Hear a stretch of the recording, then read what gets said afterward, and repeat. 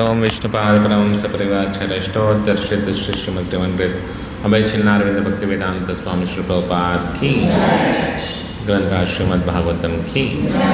ओम नमो भगवते वासुदेवाय। ओम नमो भगवते वासुदेवाय। ओम नमो भगवते वासुदेवाय। नारायणं नमस्कृत्यं नरं चैव नरोत्तमं देवीं सरस्वतीं व्यासं ततो जयमुदीरये। अष्टप्रायेषु भद्रेषु नित्यं भागवत सेवया भगवतेरुत्तमश्लोके भक्तिर्भवति नैष्टिकी। Shrimad Bhagavatam canto 1 chapter 11 text number 30। अताविशत्स्व भावनम सर्वकामम् अनुत्तमम् प्रसादायत्र पतिनां सहस्राणि च षोडश। अताविशस्व भावनम सर्वकामम् अनुत्तमम् प्रसादायत्र पत्नीनां सहस्राणि च षोडश।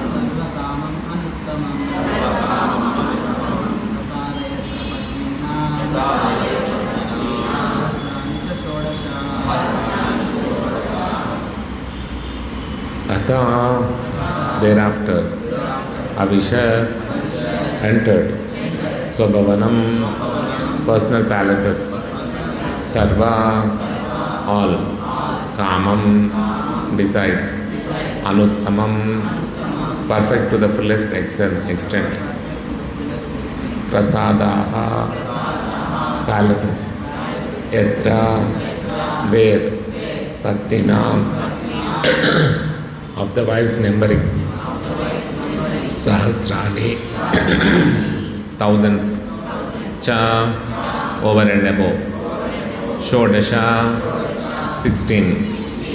Translation purport by Divine by C.C. Bhaktivedanta Swami Srila Prabhupada. Translation. Thereafter, the Lord entered his palaces, which were perfect to the fullest extents. His wives lived in them, and they numbered over 16,000. Purport. Lord Krishna had 16,108 wives, and for each and every one of them there was a fully equipped palace complete with necessary compounds and gardens. Full description of these palaces is given in the 10th canto. All the palaces were made of the best marble stone. They were illuminated by jewels and decorated by curtains and carpets of velvet and silk, nicely bedecked and embroidered with gold ace. The Supreme Personality of Godhead means one who is full with all power, all energy, all opulences, all beauties, all knowledge and all renunciation. Therefore, in the palaces of the Lord, there was nothing wanting for fulfillment all desires of the Lord. The Lord is unlimited, and therefore his desires also are unlimited. And the supply is also unlimited. Everything being unlimited, it is shortly described here as Sarva Kamam, or full with all desirable equipment. पत्न्यापतिं प्रोष्य गृहानुपागतं विलोक्य संजात मनो महोत्सवाः उतस्तुरारा सहसाशनस्तः शाकं व्रतैर्विहितालोचनानः. The queens of Lord Sri Krishna rejoiced within their minds to see their husband home after a long period abroad. The queens got up at once from their seats and meditations. As was social customary, they covered their faces shyly and looked lovely but coyly. Purport. As mentioned above, the Lord entered his home palaces occupied by 16,108 queens. This means that the Lord at once expanded himself in as many plenary expansions as there were queens and palaces, and entered in each and every one of them simultaneously and separately. Here is another manifestation of the feature of his internal potency. He can expand himself in as many forms of spiritual identity as he desires, even though he is one without a second. It is confirmed by the Shruti mantra that the Absolute is one alone, and yet he becomes many as soon as he so desires. These manifold expansions of the Supreme Lord are manifested as per plenary and separated portions. The separated portions are representation of his energy, and the plenary portions are manifestations of his personality. Thus, the personality of God had manifested himself in 16,108 plenary expansions and simultaneously entered into each and every one of the palaces of the queens. This is called Vaibhava, or the transcendental potency of the Lord. And because he can do so, he is also known as Yogeshwara. Ordinarily, a yogi or mystic living being is able to expand himself at most to the tenfold expansions of his body. But the Lord can do so to the extent of as many as thousands or infinitely as he likes. Unbelievers become astonished to learn that Lord Krishna married more than 16,000 queens, because they think of Lord Krishna as one of them and measure the potency of the Lord by their own limited potency. One should know, therefore, that the Lord is never on the level of the living beings who are but expansions of his marginal potency, and one should never equalize the potent and the potency. Although there is very little difference of quality between the potent and potency, the queens were also expansions of his internal potency, and thus the potent and potencies are perpetually exchanging transcendental pleasures known as the pastimes of the Lord. One should not therefore become astonished to learn that the Lord married to many wives.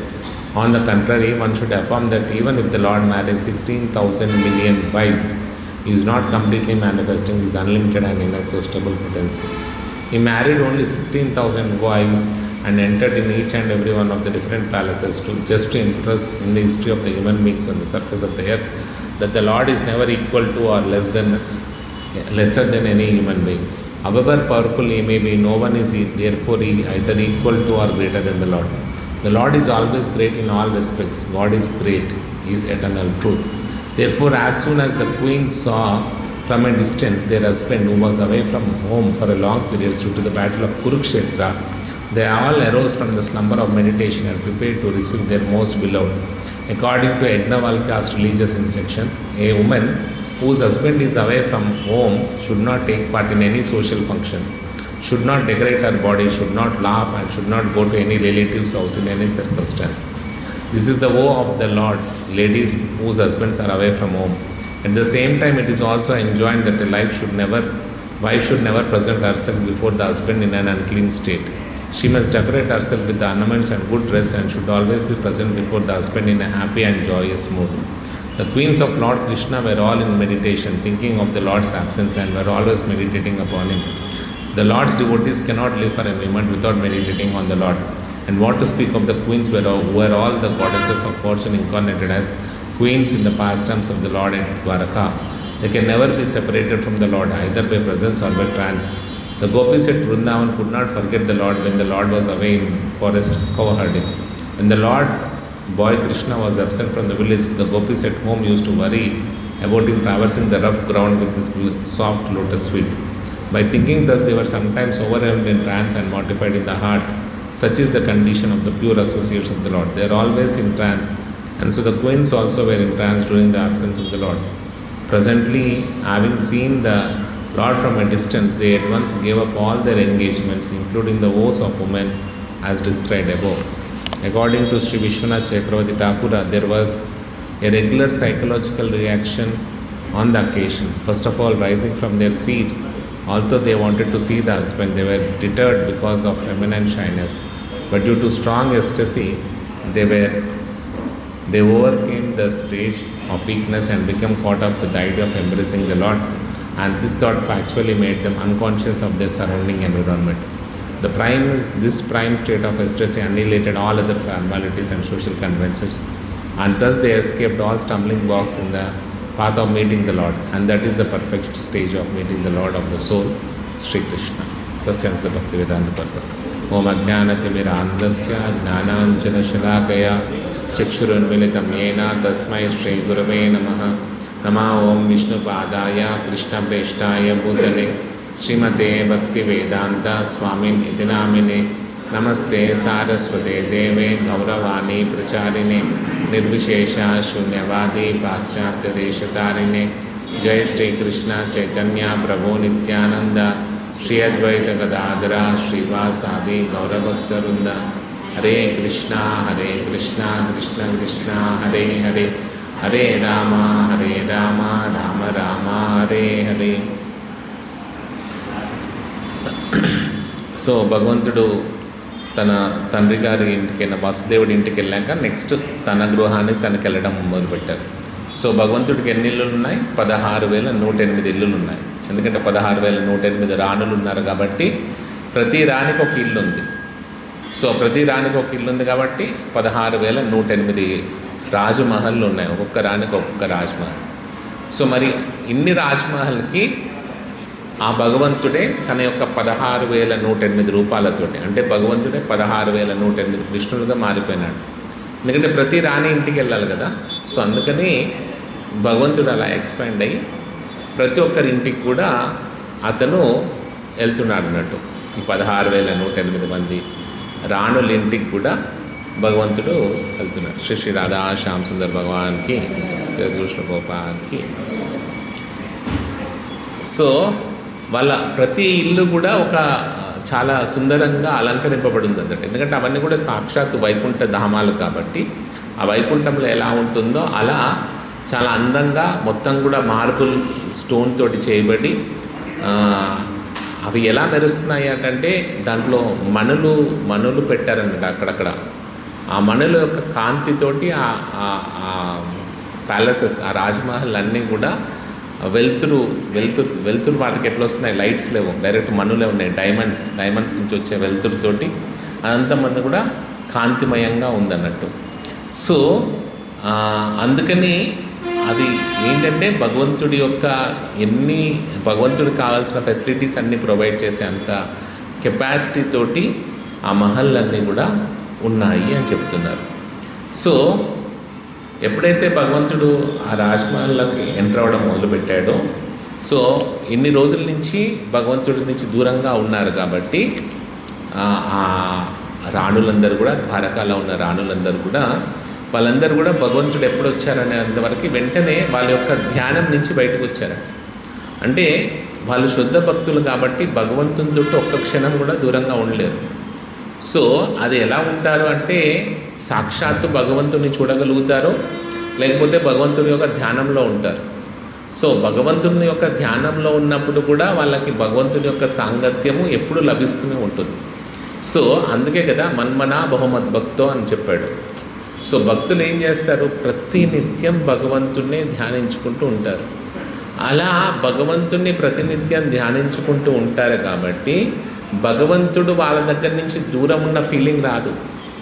అంటే ఫిజికల్గా చూస్తే భగవంతుడు కురుక్షేత్రంకి వెళ్ళినట్టే కనబడుతుంది, ద్వారకా నగరంలో లేడని. కానీ వాళ్ళ మనస్సులో ప్రతినిత్యం వాళ్ళు తలుచుకుంటూ ఉన్నారు కాబట్టి ఆ భగవంతుని యొక్క సాంగత్యాన్ని వాళ్ళు ఎక్స్పీరియన్స్ చేయగలుగుతారు, వాళ్ళ ఫీల్ కాగలుగుతారు. సో ఎప్పుడైతే భగవంతుడు వచ్చాడని తెలిసిందో వెంటనే వాళ్ళ మెడిటేషన్ నుంచి బయటకు వచ్చారట. ఎలా అంటే ధ్రువుడు కూడా తపస్సు చేస్తున్నాడు. తపస్సు చేస్తున్నప్పుడు ఏం చేశాడు? తన పరమాత్మ రూపంని మీద కాన్సన్ట్రేట్ చేస్తున్నాడు. తన హృదయంలో ఉన్న పరమాత్మ రూపాన్ని చూస్తున్నాడు. కానీ ఎప్పుడైతే సాక్షాత్తు భగవంతుడు నారాయణుడే తన యొక్క వైభవ రూపాన్ని చూపించడానికి వచ్చాడో అతనికి పరమాత్మ కనబట్టలేదు. ఆ పరమాత్మనే ఇప్పుడు వైభవ రూపంలో వచ్చాడు కాబట్టి ఆ పరమాత్మ ఆయన యొక్క ధ్యానం నుంచి వెళ్ళిపోయినాడు. వెళ్ళిపోగానే కళ్ళు తెరిస్తే ఏంటి? భగవంతుడి యొక్క ప్రత్యక్ష స్వరూపం అక్కడ కనబడింది. అంటే భక్తులు ప్రత్యక్షంగా ఉన్నప్పుడు ప్రత్యక్షంగా భగవంతుని సేవ చేసుకుంటారు, ప్రత్యక్షంగా భగవంతుని యొక్క సాంగత్యంలో లేనప్పుడు భగవంతుని గురించి ధ్యానించుకుంటూ సేవలు చేస్తారు. సో మనం గుడికి వచ్చినప్పుడు భగవంతుని దర్శనం చేసినప్పుడు ఎలా చేసుకోవాలంటే ప్రత్యక్షంగా చూసినప్పుడు ఆ భగవంతుని యొక్క ప్రతి అణువును దర్శనం చేసుకొని మనం ఎప్పుడైనా ఇంటికి వెళ్ళినా కూడా ఎక్కడ వెళ్ళినా కూడా ఏ పనులు చేస్తున్నా ఆ స్వరూపం మనకు గుర్తుకు రావాలి. ఆ భగవంతుని యొక్క స్వరూపము మన మెదడులో రికార్డ్ అయిపోయి ఉండాలి. ఒక జిరాక్స్ మిషన్ లాగా రికార్డ్ అయిపోయి అది ఎప్పుడు మనకు గుర్తుండాలి. అలాంటి సాధన మనం చేయాలన్నట్టు. ఎప్పుడూ భగవంతుని గుర్తుంచుకోవడం అంటే ఆ భగవంతుని యొక్క రూపాన్ని ఎప్పుడూ గుర్తుంచుకోవడం. ఎందుకంటే భగవంతుని యొక్క రూపం గుర్తుంచుకోకపోతే భౌతిక రూపాలు గుర్తుంటాయి. ఏదో ఒక రూపం అయితే మన మెదడులో స్టోర్ అయి ఉండాలి. ఎందుకంటే చిప్స్ అన్నీ ఖాళీగా ఉన్నాయి కదా, ఏమున్నాయంటే నీ మెదడులో ఖాళీగా ఉంది. సో ఆ ఖాళీగా ఉన్న దాంట్లో చెత్తంతా చేరుతూ ఉంటుంది. ఆ చెత్తంతా చేరకుండా ఉండాలి అంటే ఆ భగవత్ స్వరూపాన్ని మనము ఆ చిప్స్లో స్టోర్ చేసి పెట్టాలని. ఎందుకు మనం తీర్థయాత్ర చేస్తామంటే ఒక్కొక్క చిప్పు ఒక్కొక్క దగ్గర వెళ్ళినప్పుడు ఆ భగవంతుడి రూపాన్ని అక్కడ స్టోర్ చేసి పెట్టుకుంటాం. అలా ఎప్పుడో ఎవరో ఒక భగవంతుడు మనకు గుర్తు వస్తుంటాడు. ఆయన ఒక సుందర రూపాన్ని చూసి మనం ఆనందించేలాగా మనకు అది గుర్తొచ్చేలా ఉంటుంది. సో అలా ఆ రాణులందరూ కూడా ఆ ధ్యానం నుంచి బయటకు వచ్చారు. ఆ ధ్యానం నుంచి బయటకు వచ్చి భగవంతుని దగ్గరకు వస్తున్నాడు. సో చాలామంది అంటారు భగవంతుడై ఉండి ఒకరు యాక్చువల్లీ స్కాట్లాండ్లో ఒకరు కేసు వేశారట. ఒక క్రిస్టియన్ నన్న ఏమని కేసు వేసిందంటే కృష్ణుడిని పూజించకూడదు, కృష్ణుడు 16,000 మందిని పెళ్లి చేసుకున్నాడు, సో అది అనైతికమైన మతము, సో ఆ ఇస్కాన్ని ఎలో చేయకూడదని ఒక కేసు వేశారు. సో అది జడ్జి ముందుకు వచ్చింది. పాపం ఇటు సైడ్ డివోటీస్ చాలా కొద్దిమందే ఉన్నారు. ఒక డివోటీ వెళ్ళాడు కేసు వాదించుకోవడానికి. ఆయన అడిగారు, నీ తరపున ఎవరైనా లాయర్ ఉన్నారంటే ఎవరు లేరు, నేనే వాదించుకుంటాను. సరే అని ఆ వాదనలు వచ్చాయి. వచ్చినప్పుడు అతను చెప్తున్నాడు, నీ వాదన ఏంటి అంటే ఆయన అడిగాడట, నువ్వు నన్నుగా మారావు కదా, నన్నుగా మారినప్పుడు నువ్వేం చెప్పావు అంటే Jesus is my husband, Jesus is my everything అన్నారు. మరి అట్లాంటప్పుడు ఎంతమంది నడుస్తున్నారు ఈ ప్రపంచంలో అన్నారు. ఉంటారు, ఒక 20-30 లక్షల మంది ఉంటారు. మరి జీసస్కి 20-30 లక్షల మంది భార్యలు ఉన్నప్పుడు కృష్ణుడి 16,000 మంది భార్యలు ఉంటే తప్పేముంది. సో అని అక్కడ కేసు గెలిచాడట. సో ఎందుకంటే భగవత్ వైభవాన్ని ఎవరు అర్థం చేసుకోరు. ఏం చేస్తామంటే భగవంతుని కూడా మనలో ఉంచుతాం. మనము భగవంతుని యొక్క శక్తి ఎప్పుడు ఆ శక్తి యొక్క స్వరూపము, శక్తి యొక్క ఓనర్ స్వరూపంతో కంపేర్ చేసుకోవద్దు. శక్తి ఎప్పుడు కూడా శక్తులతోటి కంపేర్ చేసుకోవాలి. మనం ఏం చేస్తాం, భగవంతుడిని కూడా మన ప్లాట్ఫామ్కి తీసుకొస్తాం. మనలో ఒకళ్ళలా చూస్తాం. అరే మనము ఒక భార్యతోటి వేయగలం కదా అనేసి భగవంతుడు 16,000 మంది భార్యలను ఇట్లా మేనేజ్ చేశాడంటే అర్థం కాదు. ఎందుకంటే భగవంతుడు 16,000 మందిని 16 ప్రభుపద అంటారు 16 కోట్ల వేల మందిని కూడా మెయింటైన్ చేయగలుగుతాడు. ఎందుకంటే అతను 16 కోట్లుగా ఎక్స్పాండ్ కాగలుగుతాడు. అక్కడ ఎక్స్పాండ్ అయ్యి ఒక కృష్ణుడు ఒక రుక్మిణితోటే ఉన్నాడు, ఒక కృష్ణుడు ఒక సత్యభామతోటే ఉన్నాడు. ఒకటే భగవంతుడు రకరకాలుగా వచ్చినా కూడా అక్కడ రెసిప్రొకేషన్ అనేది ప్రతి రానికి సపరేట్గా ఇస్తున్నాడు. అది భగవంతుడి యొక్క వైభవం. భగవంతుడు ఎందుకు ఇంతమందిని పెళ్లి చేసుకోవాలి, ఇంతమందిని ఎందుకు చూపించాలంటే ఆ వైభవాన్ని చూపించడానికి. వాళ్ళంతవరు లక్ష్మీదేవి యొక్క స్వరూపాలే, వాళ్ళంతా లక్ష్మీదేవి స్వరూపాలైనా కూడా ఆ వైభవాన్ని చూపించడానికి. అంటే భగవంతుడు అనేవాడు ఇలా ఉంటాడు. భగవంతుడిని నీలో ఒకళ్ళలా చూసుకోకూడదు. నువ్వేమనుకుంటావు వాళ్ళంతా, ఎందుకంటే సాక్షాత్తు శ్రీకృష్ణ భగవానుడు అవతరించిన రాక్షసుల వరకు భగవంతుడిలా కనబడట్లేదు. ప్రతి ఒక్కరు ఒక్కొక్క రకంగా చూస్తున్నారు. శిశుపాలుడు ఎన్ని 100 దూషణలు చేశాడు అంటే వాడికి అన్ని 100 చెడ్డ లక్షణాలే కనపడ్డాయి భగవంతుల్లో. అంటే వాడికి భగవంతుడిలా కనబడట్లేదు, ఒక సమాజంలో నీచుల్లా కనబడుతున్నాడు. అంత దరిద్రంగా చూస్తున్నాడు వాడు, ఎందుకంటే వాళ్ళలో ఉన్న ఆసురిక భావన ద్వారా. సో అందుకనే భగవంతుని యొక్క స్వరూపం మనకు అర్థం కావాలంటే ఫస్ట్ మనలో భక్తి ఉండాలి. ప్రేమాంజన చురిత భక్తి విలోచనైన సంత సదైవ హృదయేషు విలోకయంతి.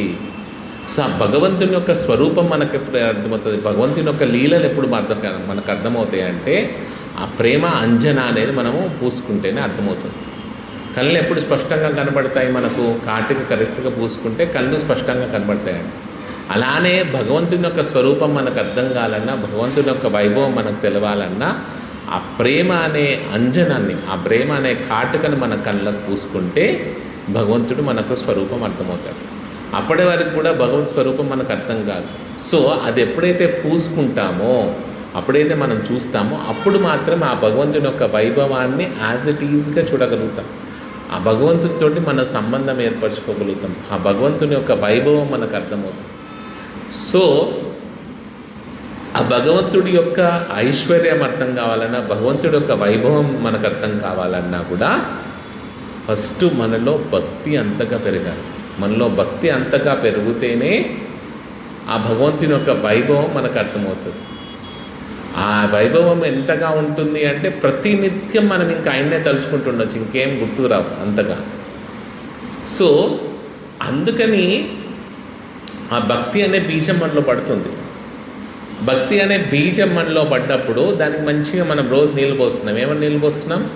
శ్రవణం, కీర్తనం అనే ఒక నీళ్లు పోస్తున్నాం. భగవంతుని యొక్క నామాన్ని వినడం, భగవంతుని యొక్క నామాన్ని జపం చేయడం అనే ఒక నీళ్లు రోజు పోస్తూ ఉంటాం. పోస్తూ ఉంటే ఈ చెట్టుతో పాటు ఒక 6 చెట్లు పెరుగుతాయట. ఎప్పుడైనా ఎందుకంటే సన్నటి తీగ ఇది, భక్తిలత అనేది తీగ. ఎందుకంటే తీగ అయితే ఫాస్ట్గా గ్రో అవుతుంది. ఎంత గ్రో అవ్వాలని? బ్రహ్మజ్యోతిని దాటుకొని పోయి వైకుంఠ లోకంలో ఉన్న కృష్ణుని టచ్ చేయాలి. సో అంతగా పెరగాలి అంటే తీగ అయితే ఫాస్ట్గా వెళ్తుంది. చెట్టు అంటే కాండము అవన్నీ పెరిగే వరకు లేట్ అవుతుంది. సో అందుకనే భక్తిలత సన్నటి తీగ అన్నట్టు, అది పారుతూ ఉంటుంది. సో ఆ తీగతో పాటు చుట్టూ 6 చెట్లు పెరుగుతాయట. ఏంటవి? నిషిద్ధాచార, జీవహింసన, పూజ, లాభ, ప్రతిష్ట.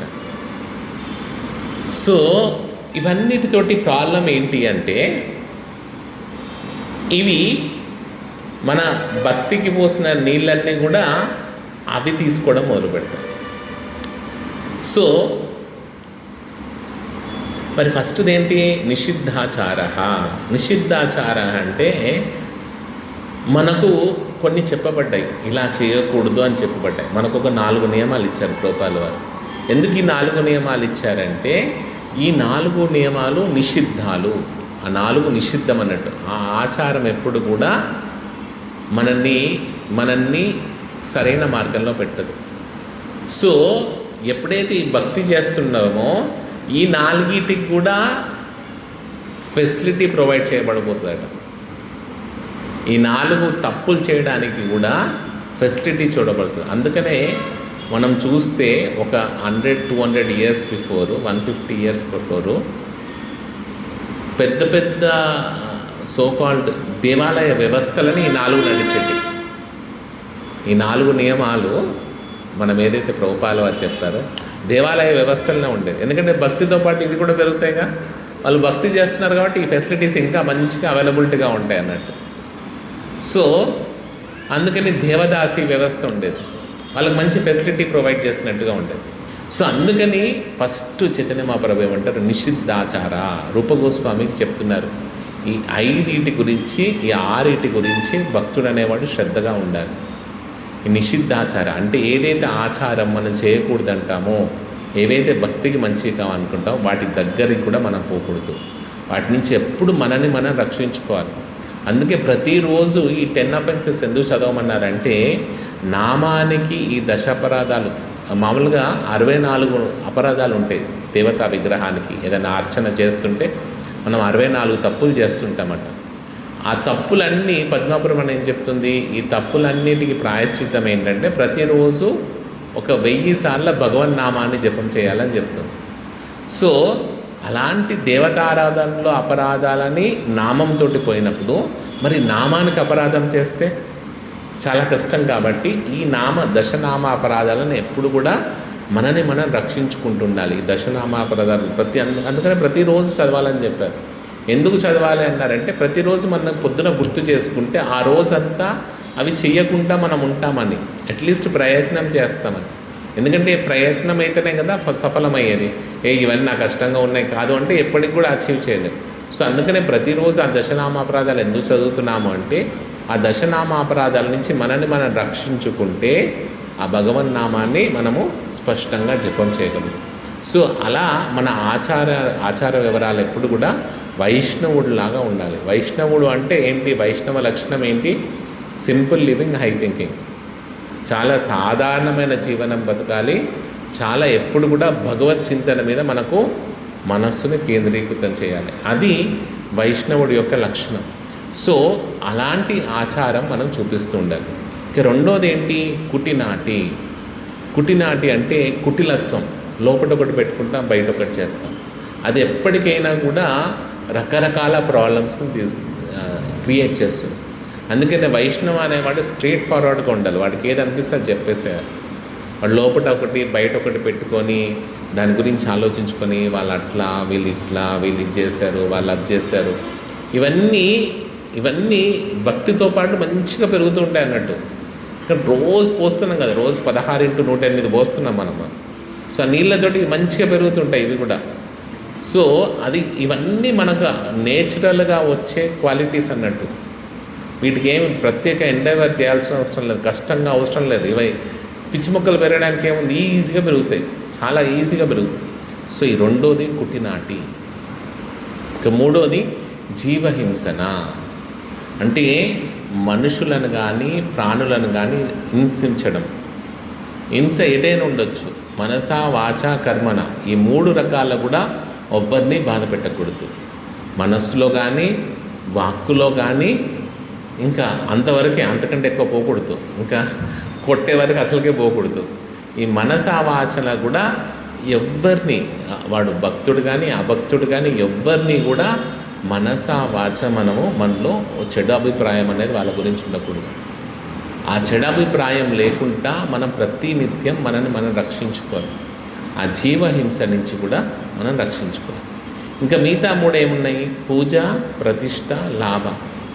ఈ పూజ, ప్రతిష్ట, లాభ ఇవన్నీ కూడా మనం ఈ దేహం మొదలుపెట్టినప్పుడు వెళ్ళిపోతాయి కదా. ఈ దేహం ఎంత సంపాదించుకున్నాం, ఎంత చేసినాం, ఒక అరకిలో బంగారం మనతో పాటు తీసుకెళ్ళగలుగుతాం? మీ పాడేతో పాటు కడతారు, ఏదో బియ్యం అవి ఇవి కడతారు, అవన్నీ మనతో పాటు వస్తున్నాయా? వస్తే బాగుండు కదా. వస్తే మనం ఎంత కష్టపడి సంపాదించుకున్నా నష్టమే లేదు, ఇంకా బాగా కష్టపడాలి. ఎందుకంటే అప్పుడు తీసుకుపోయి అక్కడ కూడా ఎవరికైనా లంచం ఇచ్చి అట్లా వైకుంఠంకి పోవచ్చు. సో మనకు అట్లాంటి ఫెసిలిటీ లేదు. మనం ఎంత కష్టపడి సంపాదించుకున్నా మొత్తం జీరో బ్యాంక్ బ్యాలెన్స్ తోటి వెళ్ళిపోవాలి. సో అందుకని దాని గురించి నీకు ఏం చేస్తాయంటే ఆ లాభం కూడా ఇస్తుంది శ్రవణం కీర్తనం, కానీ వాటి మీద నువ్వు కాన్సన్ట్రేట్ చేయకూడదు. వాటి కోసం శ్రవణం కీర్తనం చేయొద్దు. అవి వస్తే యాక్సెప్ట్ చేయి, రాకపోతే బాధపడకు. అరే నాకు ఇంకొంచెం డబ్బులు వస్తే బాగుండు, భగవంతుడా ఇచ్చే స్వామి, అట్లా మనం ఎప్పుడు కూడా లాభం మీద మనం కాన్సన్ట్రేట్ చేయొద్దు. నెక్స్ట్ పూజ. అబ్బా ఈయన ఎంత మంచి భక్తుడు, ఎంత శుద్ధ భక్తుడు, అబ్బా ఎప్పుడు భగవంతుడిని తలుచుకుంటున్నాడు. సో ఇది కనబడాలని మనకు ఒక రకమైన కోరిక పుడుతుంది అన్నట్టు. అందరు నన్ను పొగడాలి, నేను మంచి భక్తుడిని, నేను బాగా సేవ చేస్తున్నాను, నేను బాగా పర్ఫామ్ చేస్తున్నాను అని ఒక కోరికను కూడా ఏది శ్రవణం కీర్తనం పుట్టిస్తుంది. ఇవన్నీ కూడా శ్రవణం కీర్తనం నుంచే పుడుతున్నాయి, హరే కృష్ణ మంత్రం నుంచే పుడుతున్నాయి. ఇవన్నీ కూడా వాటికి కూడా నీరు అక్కడి నుంచే వస్తుంది. సో ఈ పూజ ఏం చేస్తుంది? మన ఇంకా అహంకారాన్ని పెంచుతుంది. ఇంకా నేను భక్తుడిని అని ఒక భావన పెంచుతూ ఒక రోజుకి పొయ్యి మురుక్కు పొల్ల పడిపోతాం మనం. సో అందుకని ఈ పూజ ఎటువంటి పూజ కూడా మనము స్వీకరించకూడదు ఎవరి దగ్గర నుంచి కూడా. మనకు ఆ అర్హత లేదా పూజ స్వీకరించే అర్హత. ఆ పూజ స్వీకరించే అర్హత ఓన్లీ ఎవరికి ఉంది? ఆ వైకుంఠలోకం నుంచి వచ్చిన ఆచార్యులకు, శ్రీల ప్రభుపాదుల వారికి మాత్రమే ఉంది. సో మనందరి పూజలు ఎవరికి కావాలి? మనందరం ఎవరి గురించి పొగడాలి? నువ్వు చాలా మంచోడి, నువ్వు చాలా అని కాదు, ఎప్పుడు ప్రభుపాదుల వారినే పొగడాలి. అప్పుడు ఆ పూజకి రెస్పెక్టు, మనకు రక్షణ, మన పక్కన ఉన్నవాడికి రక్షణ. సో పొరపాటున కూడా పక్కన వాళ్ళని, సరే నేను తీసుకోవట్లే కదా ప్రభు, పక్కన వాడిని పొగుడుతానంటే పక్కన వాడిని పాపం గోతులో తొయ్యకు. మనం గోతులో పడకూడదని పక్కన వాడిని గోతులో తొయ్యదు కదా. సో ఆ పూజ ఎప్పుడు కూడా మంచిది కాదు. ఇక లాస్ట్ ప్రతిష్ట అంటే భౌతికంగా పేరు ప్రతిష్టలు రావడం. అంటే భౌతికంగా నేను అదయ్యాను ఇదయ్యాను. ఇదేమో పూజ అనేది ఆధ్యాత్మికంగా కూడా పూజింపబడం గురువులాగా అట్లా. అలా కాకుండా ప్రతిష్ట, నాకు ఒక పొజిషన్, సమాజంలో నాకు ఒక వాల్యూ కావాలి, నాకు ఒక క్రియేషన్ కావాలి, అది కూడా ఈ 6 కూడా భక్తిలతతోటే పెరుగుతుంటాయి. వీటిని ఉపశాఖ అన్నాడు చైతన్య మహాప్రభు. అంటే ఈ మెయిన్ దాంతో పాటు వచ్చే బ్రాంచెస్ లాగా. ఇక్కడ ప్రాబ్లం ఏంటంటే ఈ భక్తిలత ఎలా ఉంటుందో ఈ 6 కూడా సేమ్ కలర్, సేమ్ అన్నీ సేమ్ ఉంటాయట. ఇప్పుడు మామూలుగా మనం ఒక చెట్టు ఉంది అనుకోండి, దాని పక్కన కలుపు మొక్కలు వేరే కలర్ ఉంటాయి, ఈజీగా పెరగచ్చు. కానీ ఈ 6 ఏం చెప్తాడంటే చైతన్య మహాప్రభు, ఈ 6టికి కూడా సేమ్ కలరు, సేమ్ రూపము, సేమ్ అసలు డిస్టింగ్విష్ చేయలేరట. శిఖ జలపాన ఉపశాఖ బడియా శబ్దాన మూల శాఖ బడితే నాపాయ. సో అందుకని అవి ఎవ్వరు కూడా అసలు ఇది మూలం ఏంటిది, మెయిన్ భక్తిలత ఎక్కడుంది, ఇవన్నీ ఎక్కడున్నాయని గుర్తుపట్టలేమాట. సో అంత సేమ్గా ఉంటాయి. అందుకని మనం ఎప్పుడు కూడా ఆ మూల భక్తి ఎక్కడున్నది అనేది గుర్తుపెట్టాలి. ఆ మూల భక్తి అనేది గుర్తుపట్టాలి అంటే మనం ఏం చెట్టును పోయి చూడట్లేదు కదా, ప్రత్యక్షంగా ఇక్కడ ఏం కనబడట్లేదు. సో మనము పోసేది కరెక్ట్గా నా భక్తి కోసమే పోస్తున్నామా, లేకపోతే ఈ 6 కోసం నేను వెంపర్లాడుతున్నానా? ప్రతిరోజు రాత్రి పడుకునే ముందు మనం చూడాలి, ఈ 6 నన్ను అట్రాక్ట్ చేస్తున్నాయా, భక్తి నన్ను అట్రాక్ట్ చేస్తుందా, నేను చేసేది భక్తి కోసం చేస్తున్నానా, ఈ 6 కోసం చేస్తున్నానని ప్రతిరోజు నైట్ మనం పడుకునే ముందు క్వశ్చన్ చేసుకోవాలి. అలా క్వశ్చన్ చేసుకున్నప్పుడు ఈ 6 మనకు ఎక్కడెక్కడనో ఆ రోజు అట్రాక్ట్ అయి ఉంటాం ఈ 6 కోసం. అరే నేను ఇక్కడ ఈ తప్పని చేశానే, నేను ఈ తప్పని చేశానని కరెక్షన్ చేసుకొని నెక్స్ట్ రోజు నుంచి పొద్దున 16 మాలలు కరెక్ట్గా భక్తిదాతకి పోస్తాం. సో అట్లా మనల్ని మనం ప్రొటెక్షన్ చేసుకోవాలి. ఎందుకంటే ఈ భౌతిక ప్రపంచంలో నుంచి వైకుంఠంకి వెళ్ళడం అనేది చాలా చాలా కష్టమైన పని. అంత ఈజీగా మనకేం దొరకదు. ఎందుకంటే బహునాం జన్మనామంతే జ్ఞానవాన్ మాం ప్రపద్యంతే. ఎన్నో జన్మల తర్వాత జ్ఞాని అనేవాడు భగవంతుని శరణాగచ్చారు. మనకేం జ్ఞానం ఉంది, మనకేం భగవద్ జ్ఞానం తెలుసు, మనకేం వేద జ్ఞానం తెలుసు, మనకేం తెలియదు. అలాంటి మనము భగవంతుని శరణాగొచ్చాలి ఒక లైఫ్లో అంటే ఎంత కష్టపడాలి. ఎందుకంటే ఈ లైఫ్లో ఫినిష్ చేయాలి, లేకపోతే నెక్స్ట్ లైఫ్లో ఎల్కేజీలో ఐఐటి ఉంటుంది. చాలా కష్టం, చాలా టఫ్ సిలబస్ చదువుకోవాలి మళ్ళీ. సో అందుకని ఈ లైఫ్లో ఫినిష్ చేసి వెళ్ళిపోయామా సేఫ్, లేకపోతే మళ్ళీ మన బ్యాగ్స్ అన్నీ మనం పిలుస్తాయి. మనం బ్యాగ్స్ అన్నీ స్టోర్ చేసుకొని పోయినా కదా లాకర్లలో ఇక్కడ మంచిగా, ఆ బ్యాగ్స్ అన్నీ రా నువ్వు అనుభవించాలని పిలుస్తాయి మనల్ని. మనం ఎంత స్టోర్ చేసుకొని పోతే అవి మళ్ళీ మనం పిలుస్తుంటాయి అన్నట్టు. నువ్వు ఇంత స్టోర్ చేసుకొని పోయినావు, నువ్వు అనుభవించలేదు, మళ్ళీ వచ్చి అనుభవించిపో అంటాయి. సో అందుకని ఆ స్టోరేజ్లో ఎక్కువ పెట్టుకోకూడదు. అనుభవించేది ఉంటే అనుభవించాలి, అన్నీ ఫినిష్ చేసుకొని వెళ్ళిపోవాలి జీరో బ్యాలెన్స్ తోటి. సో అందుకని అది రాకుండా ఉండాలంటే ఆ భక్తిలత మనం ఇచ్చే, ఎందుకంటే మనం చేసే జపమే సగం జపం, అటెన్షన్ లేదు పాడలేదు. దాన్ని మళ్ళీ ఆ నీళ్లు పడేదే చుక్క పడుతుంటాయి, మనకు డ్రిప్ ఇరిగేషన్ లాగా పడుతున్నాయి. ఆ డ్రిప్ ఇరిగేషన్లో కూడా ఇంక ఈ కలుపు మొక్కలు పెరిగినామనుకో ఆ చెట్టు ఎప్పటికీ పెరగదు, ఆ చెట్టు ఎప్పుడు అక్కడే ఉండిపోతుంది. సో ప్రతినిత్యం మనం వాటి మీద కాషియస్గా ఉండి మనం ప్రొటెక్షన్ చేసుకుంటే మనం చేసే ప్రతి ఒక్క మంత్రం హరే కృష్ణ కృష్ణ కృష్ణ హరే హరే, హరే రామ రామ రామ హరే, అది భక్తులకు మాత్రమే వెళ్ళి మనం నా భక్తులత కృష్ణుని పాదాల దగ్గర చేరుస్తాం. శ్రీల ప్రభుపాద్ కీ, శ్రీమద్ భాగవతం కీ.